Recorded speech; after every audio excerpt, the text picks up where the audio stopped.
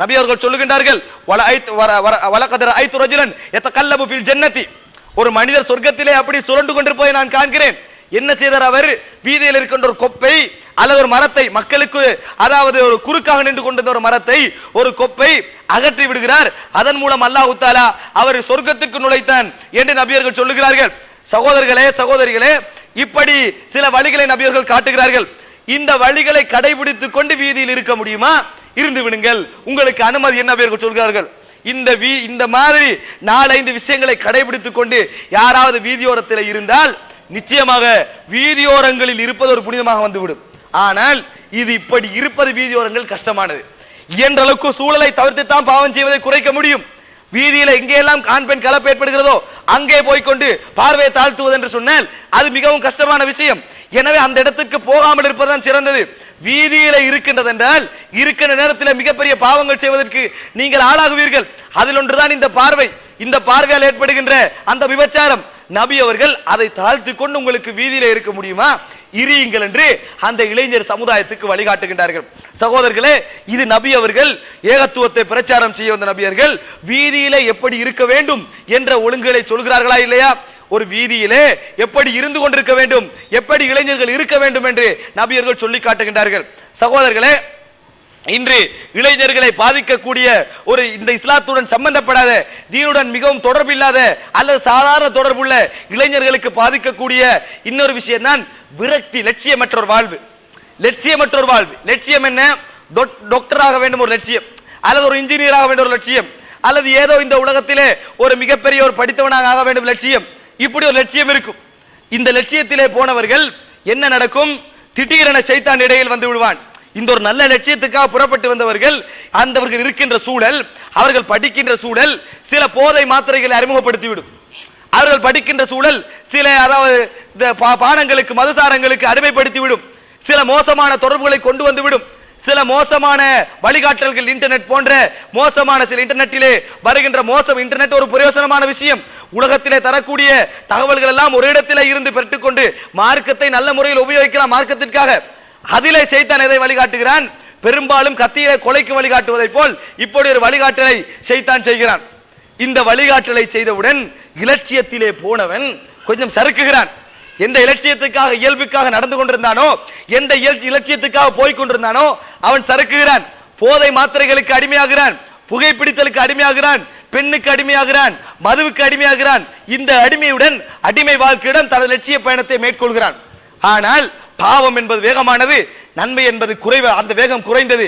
இது அவனை மிகைத்து விடுகிறது. யூனிவர்சிட்டிக்கு போகின்ற அளவுக்கு தகுதி பெற்றவர்கள் வீதியோரங்கள் வந்து நின்று விடுகிறார்கள். இளைஞர்களுடன் பழகி, அந்த போதை மாத்திரையுடன் சம்பந்தப்பட்ட இளைஞர்களுடன் பழகி இந்த போதை பொருட்களை உட்கொள்கின்ற அளவுக்கு ஆரம்பத்தில் எப்படி இருப்பான்? சாதாரணமாக ஒரு தாழ் துண்டை சுருட்டி கொண்டு, அதாவது மறைவான இடங்களிலே இது இழுத்து பழகுவது. எப்படி? நெருப்பை பத்த வைப்பது, அதை இழுத்து பழகுவது, அப்படி கொஞ்சம் அப்படி பழக்கத்தை வைத்துக் கொண்டிருப்பார்கள். பின்னர் பீடி என்ற அளவுக்கு போவது, பீடி ஒன்றை குடித்து பார்ப்பது, அல்லது வீதியில இருக்கின்ற ஒரு துண்டு முடிந்திருந்தால் அதை எடுத்து அதை கொஞ்சம் எரித்து யாரும் காணாத வண்ணம் கொஞ்சம் இழுத்து பார்ப்பது. இப்படி செய்து கொண்டு வரலை. இப்படியே கொஞ்சம் வளர்ந்து யாராவது தனக்கு அறிமுகம் இல்லாத ஒரு ஊரிலே போய் ஒரு பிஸ்டலை வாங்குவது, அல்லது ஒரு கோர்லிஃபை வாங்குவது, ஏதாவது ஒன்றை வாங்கி அதை கொஞ்சம் வாயில் வைத்து கொஞ்சம் இழுத்து பார்ப்பது. இப்படியே பழக்கப்பட்டு முழுமையாக அந்த துறையிலே அனுபவம் பெற்று விடுவான். அனுபவம் பெற்ற பின்னால் அடுத்ததுக்கு கால் வைப்பான். என்ன? சாராயம். கொஞ்சமாக குடித்து பார்ப்பது. இங்கே இருந்த பானங்கள், குளிர்பானங்கள் ஆரம்பிப்பார். சாதாரண பானங்கள், விஸ்கியிலிருந்து ஆரம்பிப்பார். இப்படியே போய் அல்லது இந்த பீடா என்ற என்னமோலாம் வந்திருக்கிறது, இது போன்ற சாதாரணங்களிலே சாதாரண அந்த பொருள்களில் ஆரம்பிப்பார். இப்படியே போனவர் இது சாதாரணம் தானே, சாதாரணம் தானே என்று போனவர் கடைசியிலே தனக்கு தெரியாமலேயே தான் ஒரு பெரிய ஒரு இக்கட்டான போதை விஷயங்களிலே மாட்டிக்கொண்டிருப்பதை அவரே உணர ஆரம்பிப்பார். நான் தானே கற்பனை பண்ண முடியாமல், தான் திருந்த நினைத்தாலும் கூட தன்னால் விடுதலை பெற முடியாமல் இருக்கின்ற ஒரு போதை கட்டுக்குள்ளே அந்த இளைஞர் மாட்டிக்கொள்கிறான். இப்படி மாட்டிக்கொள்கின்ற பொழுது என்ன செய்யலாம்? அந்த இளைஞருக்கு மருத்துவ ரீதியாக அழுத்தங்கள் கொடுத்து வேண்டும் என்றால் கொஞ்சம் திருத்தி எடுக்கலாம். இந்த சமுதாய சூழலிலே உளவியல் ரீதியான அழுத்தங்கள் கொடுத்து, உளவியல் ரீதியான வழிகாட்டல் கொடுத்து திருத்துவது என்பது மிக பெரும் பெரும் கஷ்டமான ஒரு விஷயமாக இருந்து கொண்டிருக்கிறது. இதனால் நபியர்கள் சொல்கிறார்கள், குள்ளு முஸ்கிரின் ஹராமுன், போதையூட்டக்கூடிய கலீலுஹு வ கதீருஹு, போதையூட்டக்கூடிய எதுவாக இருந்தாலும் சரி, உங்களுக்கு போதை தரும் எல்கஹோலுடைய வீதம் இருக்கிறதிலே போதை தரக்கூடிய எல்கஹோலுடைய வீதம் அதிலே இருக்கிறது என்று சொன்னால் அது எதுவாக இருந்தாலும், எல்கஹோல் என்று சொன்னால் தனியாக அந்த பதார்த்தம் பிரித்தெடுத்துப்பட வேண்டும்.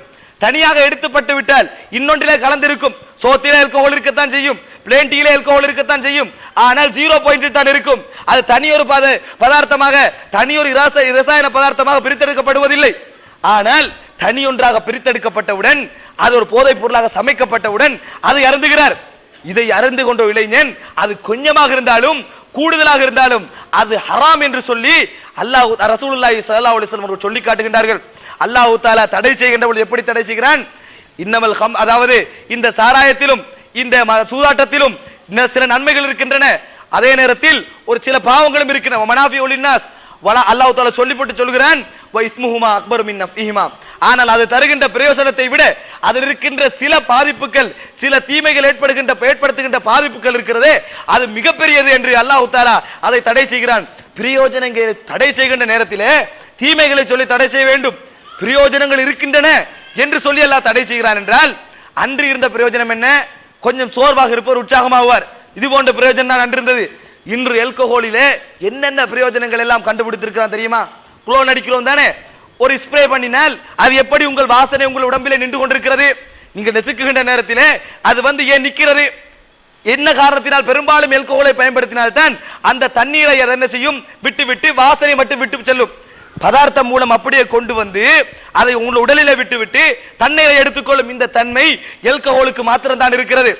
இன்று இப்படியான எத்தனையோ பிரயோஜனங்கள் இந்த ஆல்கஹாலிலே இருக்கின்றன. இப்படி எத்தனை விஷயங்களை கண்டுபிடித்துக் கொண்டிருக்கிறார்கள். நீங்கள் கிரேப் வாட்டர் என்று குழந்தைகளுக்கு கொடுப்பீர்கள். உங்களுக்கு தெரியும், WHO தடை செய்யப்படுவதற்கு முன்னால் 20 விதமான ஆல்கஹால் அதிலே கலக்கப்பட்டிருந்தது. பின்னர் குழந்தைகளுக்கு கொடுக்கப்படுகின்ற எல்லா கிரேப் வாட்டர்களும் இந்த ஆல்கஹால் குறைக்கப்பட வேண்டும் என்ற வேண்டுகோளுக்கு பின்னால் தான் இப்பொழுது 5 வீதத்துக்கும் குறைவான ஆல்கஹால் கலக்கப்படுகிறது. சகோதரர்களே, இப்படி ஏராளமான பிரயோஜனங்கள் ஆல்கஹால் இருக்கின்றன. ஆனால் அல்லாஹ் தஆலா இருக்கின்றன என்று சொல்லிவிட்டு தான் அதை தடை செய்கிறான். இப்படி ஒரு வசனம் இல்லாவிட்டால் பிரயோஜனங்கள் எடுத்தால் பயன்படுத்தலாம் என்று வந்திருப்பார்கள். அல்லாஹ் தஆலா என்ன சொல்கிறான்?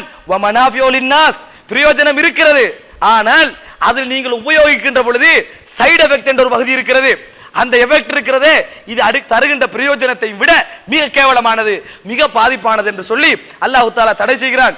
இந்த இளைஞர்கள் சம்பந்தம், போதைப் பொருள் சம்பந்தமான விழிப்புணர்வு இந்த இளைஞர்களுக்கு கட்டாயம் ஏற்படுத்தப்பட வேண்டும்.